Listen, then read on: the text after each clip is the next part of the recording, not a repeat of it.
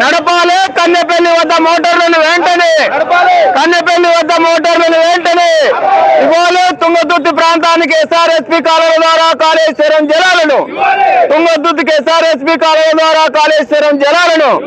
జై తెలంగాణ. కేసీఆర్ గారి నాయకత్వం.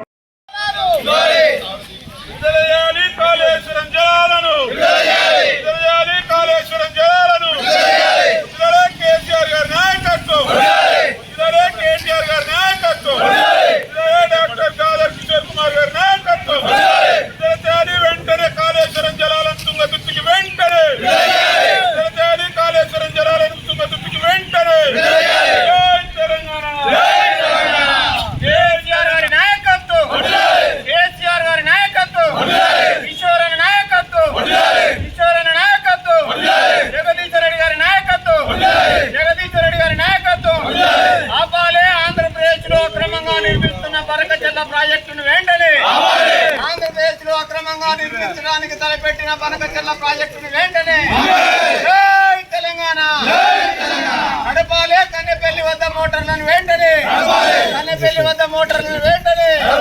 జై తెలంగాణ. కిషోర్ నాయకత్వం.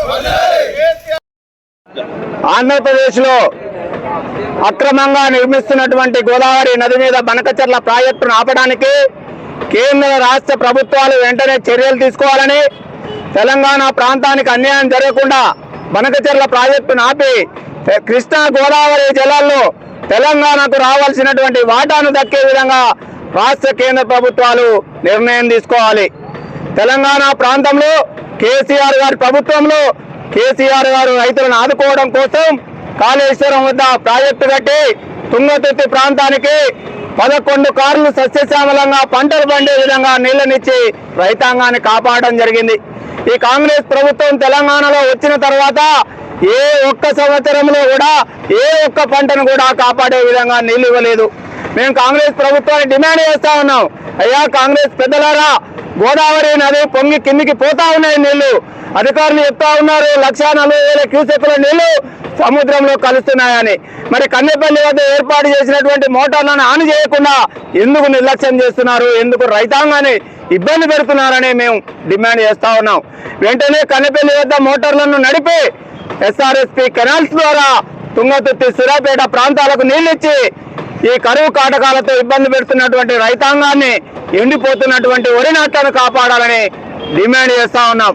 మీరు ఇచ్చినటువంటి మాటలు ఏ ఒక్కటి కూడా రైతులకు అమలు చేయలేదు. మీరు చేస్తానన్న 2 లక్షల రుణమాఫీ కానీ, రైతు బీమా కానీ, రైతులకు సంబంధించినటువంటి 24 గంటల కరెంటు కానీ ఏ విధమైనటువంటిది కూడా, రైతు బంధు కూడా సరిగా ఇవ్వక రైతాంగాన్ని అప్పులపాలు చేసినటువంటి కాంగ్రెస్ ప్రభుత్వాన్ని ఇంత నిర్లక్ష్యాన్ని విడనాడాలని మేము డిమాండ్ చేస్తా ఉన్నాం. అయ్యా రైతులారా, ప్రజలారా, మీరందరూ ఏదైతే రేవంత్ రెడ్డి గారి మాటలు విని ఓట్లేసి కాంగ్రెస్ ప్రభుత్వానికి అధికారం ఇస్తే, అధికారం వచ్చిన ఈ 20 నెలల్లో రైతులకు ఉరితాడుగా మారింది తప్ప మీరు కోరుకున్న ఏ ఒక్కటి కూడా అమలు చేయలేదు. అందుకే మీ అందరికీ విజ్ఞప్తి చేస్తా ఉన్నాం, మరొకసారి మోసం చేయబోతా ఉంది కాంగ్రెస్ ప్రభుత్వం. స్థానిక సంస్థల ఎన్నికల పేరుతోటి స్థానిక సంస్థల ఎన్నికల్లో ఈ అబద్ధాల కాంగ్రెస్ పార్టీని, కాంగ్రెస్ ప్రభుత్వాన్ని ఓడించి ఈ మాట తప్పినటువంటి కాంగ్రెస్ పెద్దలకు గుణపాఠం చెప్పే విధంగా బీఆర్ఎస్ పార్టీ అభ్యర్థులను గెలిపించాలని, కేసీఆర్ గారి నాయకత్వంలో మళ్ళీ బీఆర్ఎస్ పార్టీని ముందుకు తీసుకుపోవడానికి ప్రజలందరూ కూడా సమీకృతం కావాలని విజ్ఞప్తి చేస్తూ